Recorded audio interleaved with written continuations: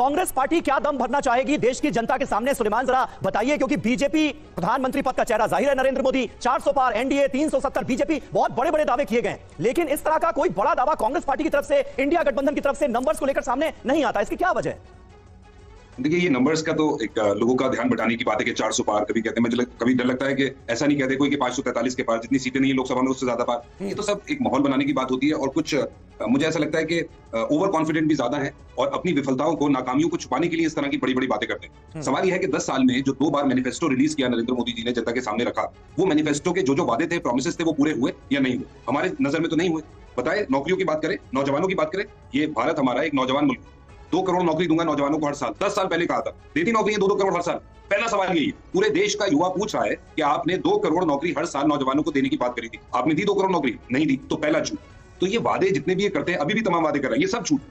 अच्छा, उसके अलावा आपने कहा इलेक्शन कमीशन की मीटिंग हुई, इलेक्शन कमिश्नर्स का अपॉइंटमेंट हुआ। ये इलेक्शन कमिश्नर्स का जो अपॉइंटमेंट हुआ है, सुप्रीम कोर्ट की जजमेंट है, लॉ कमीशन की 2015 की रिपोर्ट है, सुप्रीम कोर्ट की जजमेंट है अनूप बरनवाल में, जिसमें सजेस्ट किया था कि इलेक्शन कमीशन जो है इंडिपेंडेंट होना चाहिए। लेकिन फिर भी समीर का सवाल आपसे ये था कि कांग्रेस की तरफ से जनता के सामने क्या प्रस्ताव रखे जाएंगे जिसको जनता विचार करे। आप तो वो बता रहे हैं जो वो नहीं कर पाए, आप लोग क्या करने वाले हैं? ऐसा कोई प्रपोजल था या नहीं है? उस पर हम लौटेंगे हमारे साथ और मेहमान। मेरी बात सुन ले, आपने मेरी बात, यही तो स्मार्टनेस आप लोगों की, आपने बात काट दी। यही तो बताना है कि आप नए 5 साल के वादे किए, वो झूठ बोल बोल के मीडिया के जरिए हमने कर दिए, फिर 5 साल किए, फिर नेक्स्ट इलेक्शन आ गया। अब हम यही तो बता रहे हैं कि किस तरह बेईमानी हो रही है। इलेक्शन कमीशन को डॉक्टर बी.आर. अम्बेडकर ने कॉन्स्टिट्यूएंट असेंबली की डिबेट में ये कहा था, इंडिपेंडेंट होना चाहिए, एग्जीक्यूटिव प्रेशर के बाहर होना चाहिए। क्या बात है मोदी जी, अपने लोगों को इलेक्शन कमीशन में बिठाते हैं, ऐसी क्या बात है? क्या किस बात का डर है? राजेश जी, चुनाव जो है, ठीक है, राजेश जोशी से मेरा सवाल है अब, चुनाव जो है, राजेश जोशी को फंड दिया, बिल्कुल, फ्यूचर गेमिंग ने कितना बीजेपी को फंड दिया और कितने ठेके मिले, किन कंपनियों को छापा पड़ा? ठीक है, ये मुद्दे आप जनता के सामने ले जाएंगे, अभी समय है चुनाव में। राजेश जी, सबसे बड़ा सवाल यह है कि एकदम चुनाव होने वाले हैं, एक होता है कि एक पीक इशू होता है, एक ऐसा इशू जिसको सबसे ज्यादा अपने चुनाव के सेंटर में लाके खड़ा कर दिया। क्या कांग्रेस या विपक्ष इसमें सफल रहा है या फिर वो पीछे रह गए हैं? और ये जो मोदी की गारंटी लास्ट टाइम एक वर्ड कॉइन किया गया इलेक्शन में, क्या इसका कोई इंपैक्ट पड़ेगा? आप कैसे देखते हैं? आप वो बात क्यों पूछते हैं जो बताने के काबिल नहीं है? ये तो जग जाहिर है कि एक नैरेटिव क्रिएट करने में इंडिया गठबंधन असफल रहा है, बुरी तरह असफल रहा है। मुद्दे राहुल गांधी उठाते रहते हैं, वो लगता है कि अकेले बोल रहे हैं, उनके पास वो नेटवर्क जो है नेताओं का, छोटे कार्यकर्ताओं का, वो नहीं है जितना भारतीय जनता पार्टी के पास है। एक तरफ अमित मालवीय है, उनकी पूरी फौज है, दूसरी तरफ जो है संघ के कार्यकर्ता है, विश्व हिंदू परिषद, बजरंग दल, सब है। उसके मुकाबले भारतीय जनता जो इंडिया गठबंधन उसके पास ये नहीं है। मैं आपको एक बात यहां पे कहना चाहता हूं, अगर आपके पास टाइम है, जो शतरंज का माहिर खिलाड़ी होता है 10 या 15 साल पहले से वो एंटिसिपेट कर लेता है। तो जब अमित शाह ने पार्लियामेंट में एक कानून बदला इलेक्शन कमिश्नर्स की अपॉइंटमेंट को लेकर के, और जिस तरह से चीफ इलेक्शन कमीशन को, चीफ सीजीआई को निकाल दिया उसमें से, उसका प्लान ही ये था कि आगे एग्जीक्यूटिव का कंट्रोल इलेक्शन कमीशन पर हो। ये जनता को भी समझना चाहिए, वोटर को समझना चाहिए कि अगर इलेक्शन कमीशन की आजादी नहीं रहेगी तो इलेक्शन कितना माफिक रहेगा, कितना इंडिपेंडेंट रहेगा। अधीर रंजन चौधरी जो विपक्ष के नेता है, उन्होंने कहा कि 221 सदस्यों की सूची मुझे 12 घंटा पहले दी गई, कैसे मैं उसको कर सकता था? और 2 लोग जिन लोगों को अभी इलेक्शन कमीशन अपॉइंट किया है, वो सब लोग अपने गृह मंत्री के साथ बहुत लगातार काम करते रहे हैं। ठीक है, समीर चौगांवकर जी, इस पर क्या पक्ष है आपका? कल अधीर रंजन चौधरी ने सवाल तो उठाए, लेकिन नियुक्ति प्रक्रिया पर सवाल उठाकर, चुनाव आयोग पर सवाल उठाकर, मुझे लगता है ये तो रवायत रही है कि जो भी पार्टी ऑपोजिशन में होती है वो चुनाव आयोग निष्पक्ष होना चाहिए, वो एक पक्षीय नहीं होना चाहिए, ये बातें कहती है। लेकिन 2024 से पहले, चुनावों से पहले इन बातों का क्या मतलब, क्या मायने आपको नजर आते हैं? देखिए, मुझे लगता है जब देश में पहला चुनाव हुआ था तब से लेकर 2019 का जो 17वीं लोकसभा का चुनाव हुआ था, चुनाव आयोग निष्पक्ष तरीके से काम करता रहा है। और चुनाव आयोग में मुख्य चुनाव आयुक्त की पहले नियुक्ति कैसे होती थी? टीएन शेषन की नियुक्ति कैसे हुई थी? उस समय क्या कमेटी थी? चंद्रशेखर देश के प्रधानमंत्री थे और रात की 12 बजे वो कहते हैं कि टीएन शेषन देश के मुख्य चुनाव आयुक्त बनेंगे और सुबह उसका ऑर्डर निकल जाता है। क्या उस समय तो कमेटी बनती थी?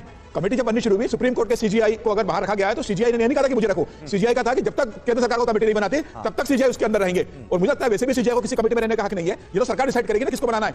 3 लोग हैं, सर्च कमेटी है, सर्च कमेटी ने लॉ मिनिस्टर के साथ 2 कैबिनेट विभाग के सेक्रेटरी रहते हैं, नाम सर्च करते हैं, पैनल को देते हैं, प्रधानमंत्री है, विपक्ष का नेता है और एक कैबिनेट मंत्री रहता है, वो नियुक्त करता है। 3 में से 2 लोग, तो सर बहुमत तो हमेशा, सर तो बहुमत तो सरकार का ही रहेगा ना महाराज, बहुमत तो सरकार का ही रहेगा, विपक्ष का बहुमत रहेगा। कमीशन की आजादी कहां रहेगी अगर सरकार के लोग तय करेंगे? क्या जब मनमोहन सिंह के समय अपॉइंट होते थे, इंदिरा गांधी के समय अपॉइंट होते थे, तब आजादी नहीं थी? मतलब आप कह रहे हो कि इंदिरा के समय आजादी नहीं थी, मनमोहन सिंह के समय में आजादी नहीं थी? जब रात को सो के उठ के अपॉइंट कर दिया जाता था, इंदिरा गांधी जिसे चाहती थी उसे बिठा दी जाती, तो बहुमत तो सरकार के पास सरकारी नियुक्ति करेगी ना। लेकिन संस्थानों के पास इंडिपेंडेंस, इलेक्शन कराने वाला इतना बड़ा, इलेक्शन कराने वाला इतना बड़ा संस्थान है, आपको क्या उसको 2014 में 2019 के ऊपर जुडिशरी हारोगे, जुडिशरी को नीचे करने के ईवीएम खराब है, तो चुनाव हारोगे तो ईवीएम का आरोप लगा दो, हारो तो ईवीएम का लगा दो। राजेश जी, समीर जी, मैं ये कह रहा हूं कि इंदिरा गांधी जिसे चाहती थी उसे मुख्य चुनाव आयुक्त बना दी। मैं ये कह रहा हूं कि क्या जिसे चाहती थी उसे देश का मुख्य न्यायाधीश बना देती थी। वो गलत काम हुआ था। इंदिरा गांधी और कांग्रेस ने जो किया उसे अगर भारतीय जनता पार्टी या केंद्र सरकार सुधार रही है, इंदिरा गांधी ने इमरजेंसी लगाई, पहले चुनाव कैसे नियुक्त होते थे? ठीक है, ये विषय बहुत लंबा हो जाएगा। जो आरोप लगाए जा रहे हैं, नियुक्ति प्रक्रिया को कटघरे में खड़ा करने की कोशिश की जा रही है। इसी में मैं एक बात और ऐड कर दूं, राहुल गांधी ईवीएम पर भी सवाल उठाते हुए नजर आ रहे हैं। आपकी पार्टी कैसे लेती है इन आरोपों को?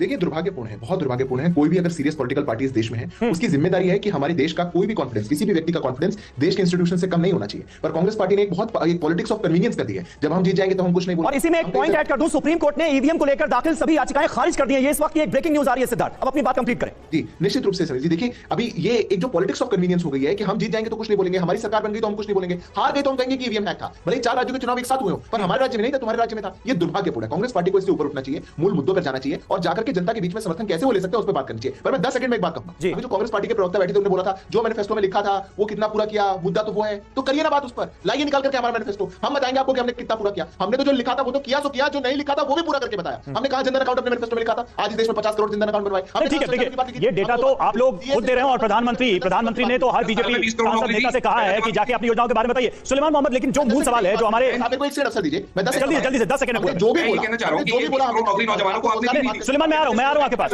देश में आप तो एसबीआई का हिसाब नहीं सुलेमान जी आ रहा हूं। रोजगार बढ़ा और वो पीएफ भर रहे हैं, अगर आप इसको दुगलाना चाहते हैं ठीक है, आप दुगलाइए। ठीक है सुलेमान मोहम्मद, एक जो स्टूडियो से सवाल आया था, जो हमारे पैनलिस्ट ने कहा था वो इंडिया गठबंधन कांग्रेस को लेके, कि असल बात यह है कि जो डाउन द लाइन जो चुनावी मुद्दे आप लोग उठाते हैं, डाउन द लाइन वो चीज जा नहीं पाती है, उसकी एक कमी अभी तक यानी चुनाव से तब तक दिखाई दे रही है। ऐसा लग रहा है कि राहुल गांधी अकेले कोशिश कर रहे हैं कम्युनिकेट करने के लिए। जिन मुद्दों की आप बात कर रहे हैं, जो मुद्दे आप गिना रहे हैं, उन सब पे क्या कहेंगे आप? इस पर क्या संगठन की कमजोरी एक बहुत बड़ा मुद्दा है आपके लिए? मैंने समझी, कांग्रेस पार्टी जितनी भी राहुल गांधी जी या और सीनियर लीडर्स हैं, जो पार्टी हाईकमान है, जो भी हमारी पार्टी की आइडियोलॉजी है और जो हमें लगता है कि हमारे देश के लिए अहम है, उसे उठाते हैं और सारे कार्यकर्ता भी उसकी कोशिश करते हैं। और कोई भी पार्टी ये नहीं चाहती है कि वो अपने चुनाव को दमखम से ना लड़े। जितनी कोशिश हमसे होती है हम करते हैं। हाँ, मोदी जी के साथ आप लोग हैं सब साथ में, उनके साथ आप लोग भी, आपके जैसे बहुत से लोग हैं, मेरा मतलब ये सब नहीं जो साथ में बापू बजाते हैं, वो कहते एक बात है, आप 100 दिखाते हैं। बुरा मत मानिएगा, लेकिन ये भी एक रियलिटी है। मैं ये बात कहना नहीं चाहता था। हाँ, भाजपा के हमारे अपना विचार हो सकता है, कौन सी अपना विचार हो सकता है, रखिए आप।